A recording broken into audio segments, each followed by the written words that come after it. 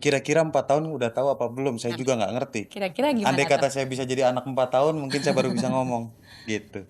Tapi intinya gini lah, buat buat kami berdua, anak adalah titipan Allah. Itu yang harus betul-betul dijaga. Kenapa juga kita bisa duduk bareng di sini itu karena motivasinya salah satunya itu. Kenapa kemudian kita bisa lalui proses ini yang tadi mungkin alhamdulillah dengan aman-aman walaupun secara substansial buat kami menyakitkan itu karena anak.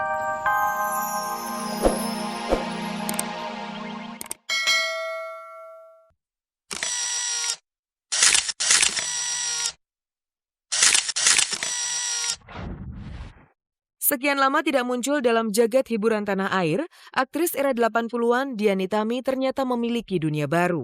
Pekerjaan yang tengah ditekuninya tampaknya mampu menyulut semangat ibu dengan 4 anak ini. Simak saja penuturannya berikut. Sebenarnya Anala Manajemen itu bukan cuman I.O. ya Mbak, kita lebih di marketing and communication. Jadi ada public relation-nya juga, ada production-nya juga. I.O. itu adalah salah satu divisi yang kita milikin. Kalau kenapa tertarik, saya rasa karena selama ini saya bergerak di bidang tersebut. Sebenarnya sih saya tidak menghilang ya, nggak menghilang 100%, agak ngilang dikit lah. Memang mungkin tidak sebanyak dulu lagi saya tampil, tapi bukan semata-mata hanya karena kegiatan kantor, tapi, alasan utamanya ya karena anak-anak saya sudah tambah besar, saya tidak punya terlalu banyak waktu lagi untuk terjun ke dunia entertainment. Tapi bukan berarti saya ninggalin, saya masih mau jalanin. Gairah jiwa Dian Nitami untuk mengurus lahan barunya yang dinamai Atala Manajemen tampaknya juga mendapat restu dari sang suami tercinta, Anjasmara. Atas restu itu, Dian Nitami semakin memantapkan langkah untuk terjun lebih dalam ke dunianya kini. Kalau biasanya saya ada di depan panggung, kali ini saya bergerak di belakang panggung. Tapi, buat saya itu adalah satu pengalaman yang sangat menarik. Karena sekarang saya tahu banget di balik panggung itu ternyata banyak sekali, hal-hal yang harus dilakukan supaya apa yang ada di depan panggung bisa berjalan dengan baik dan bisa menjadi satu hiburan.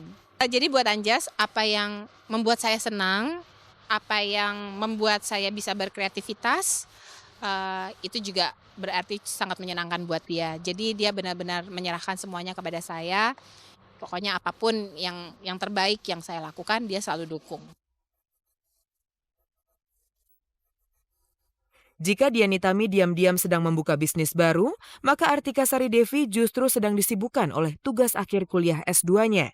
Artika mengakui proses penyelesaian tesisnya sempat ditangguhkan karena kesibukannya akhir-akhir ini. Perkuliahan sudah nggak ada. Perkuliahan alhamdulillah udah selesai semuanya, udah tutup teori, tesis sebenarnya sudah selesai, tapi tinggal revisi-revisi yang belum diselesaikan, finishingnya belum selesai. Jadi lagi nunggu waktu, bukan lagi nunggu waktu sih, tapi lagi ya konsentrasi untuk nyelesain itu di sela-sela syuting, di sela-sela kerjaan-kerjaan yang lain gitu. Kalau sekalian brek gitu semuanya gitu, kadang nggak kerjaan, kadang-kadang kita pulang syuting udah jam 1, jam 2 pagi gitu ya. Itu udah energi, emang niat kita sih pengen banget ngerjain, nyelesain banget. Tapi, keterbatasan emang udah, vitalitas kita udah apa ya, udah nggak fit lagi gitu, ngapa-ngapain gitu. Itu sebenarnya juga dampak dari karena tinggalnya nggak di tengah-tengah kota gitu. Penangguhan tugas akhir kuliahnya yang merupakan syarat kelulusan demi meraih gelar master di bidang kenotarisan tampaknya tidak menjadi penghalang yang berarti atas rencana pernikahan Artika dengan Baim sang kekasih. Kalau untuk tesis sebenarnya sih udah targetnya sebenarnya tahun lalu, itu udah akhir tahun udah harus selesai. Cuman karena ya kepending ada syuting film dan sebagainya agak mundur lagi. Tapi insya Allah dalam waktu dekat lah diselesaikan. Ya segimana sama-sama dipersiapkan deh gitu, mana yang duluan aja deh. Akhirnya sih gitu, gitu. Dulu sih idealisnya ya harus selesaiin dulu gitu.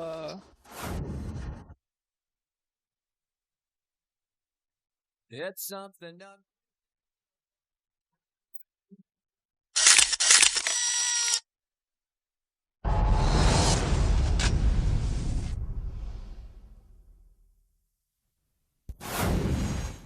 Kabar-kabari senantiasa menyajikan informasi menarik dari dunia selebriti. Maka tetaplah di channel paling oke ini, karena liputan terkini yang dihimpun tim redaksi akan segera hadir menemui Anda.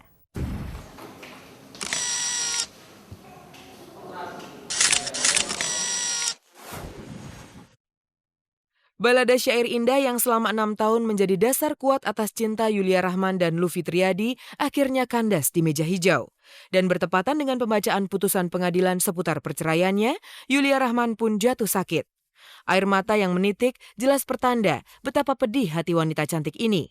Namun demikian, Yulia merasa inilah etapa kehidupan yang harus dijalaninya. Kalau sakit memang capek aja, memang kebetulan semuanya pas gitu. Jadi bukan karena yang tadi A juga bilang bahwa kalau dibilang berat ya berat dalam secara psikis gitu kan, secara ini memang terganggu, tapi kalau kemarin jatuh sakit itu karena memang terlalu over kali kerjanya dan akunya juga yang emang agak jujur nggak disiplin untuk masalah makan, itu adalah kekurangan. Jadi akhirnya kemarin jatuh sakit karena itu. Ya perasaan sedih sih pasti ada lah gitu loh, nggak mungkin lah, ini kan orang pacaran aja putus itu pasti sedih gitu loh, pasti ada perasaan sedih, apalagi ini yang tadi A bilang kita menikah 6 tahun, pacaran 5 tahun, berarti 11 tahun saya kenal AA, begitu juga sebaliknya. Ya kadang kalau misalkan kayak sekarang udah mulai kerasa ya ada satu titik di mana bingung, aduh harus ngomong gimana gitu kan, udah mulai. Tapi ya itu adalah hidup, itu bagian daripada hidup saya yang harus saya lewatin. Ya mungkin juga ngerasain hal yang sama gitu loh. Setali 3 uang di wajah Luffy Triadi pun menggantung warna pilu atas tragedi rumah tangganya. Akan tetapi, Luffy toh harus realistis. Ketukan palu sang hakim di pengadilan telah mengakhiri semua keindahan yang telah dijalin sekian lama dalam hidup rumah tangga bersama Yulia Rahman. Dari lubuk hati yang paling dalam di antara saya dengan Yulia pasti tidak mengharapkan ada terjadi yang akhirnya seperti ini, di mana hubungan tali suami istri antara saya dengan Yulia yang sudah dibina kurang lebih 6 tahun memang harus selesai. Memang gatal juga sih karena berbagai media kadang-kadang melansir bahwa akhirnya seolah-olah terbukti gitu. Padahal sama sekali nggak pernah itu. Ini saya punya cerita mungkin agak sedikit lucu gitu ya. Ketika pada saat 1,5 tahun yang lalu isu menerpa kita, intinya Yulia menggugat cerai, tapi kemudian karena diketahui media gugatannya ditarik, saya juga itu nggak tahu dari mana.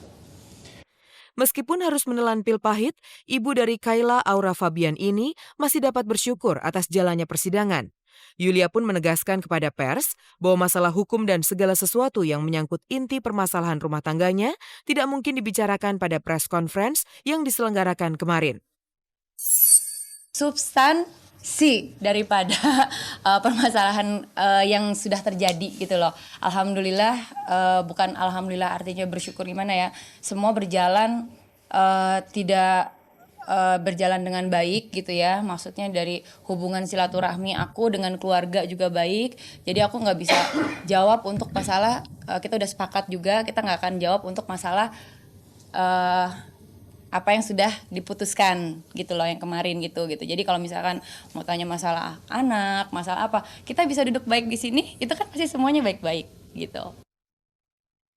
Inti permasalahan memang dijaga rapat oleh Yulia dan Luffy. Akan tetapi untuk persoalan anak, Yulia dan Luffy tidak sungkan untuk berbagi cerita. Menurut mereka, anak adalah kunci silaturahmi di antara mereka berdua. Sehingga hubungan keduanya tetap terjaga meskipun tidak lagi menjalani hidup layaknya suami istri. Kira-kira 4 tahun udah tahu apa belum? Saya juga nggak ngerti. Kira-kira gimana? Andai kata saya bisa jadi anak 4 tahun, mungkin saya baru bisa ngomong gitu. Tapi intinya gini lah, buat kami berdua, anak adalah titipan Allah. Itu yang harus betul-betul dijaga. Kenapa juga kita bisa duduk bareng di sini itu karena motivasinya salah satunya itu. Kenapa kemudian kita bisa lalui proses ini yang tadi mungkin alhamdulillah dengan aman-aman, walaupun secara substansial buat kami menyakitkan, itu karena anak. Kita jaga demi Bian.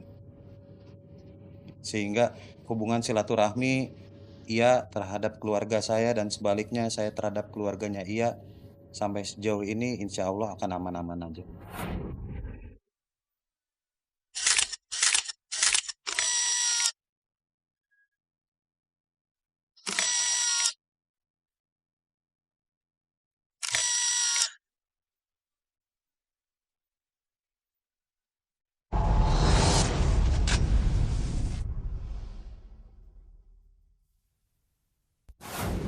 Tanpa terasa 30 menit telah berlalu, saatnya saya Hesti Purwadinata beserta segenap kru yang bertugas mohon undur diri dari hadapan Anda. Sampai bertemu kembali dengan kabar-kabari setiap hari Minggu, Senin dan Kamis pukul 3 sore. Tentunya saluran kembangan kita RCTI semakin oke. Selamat sore dan sampai jumpa.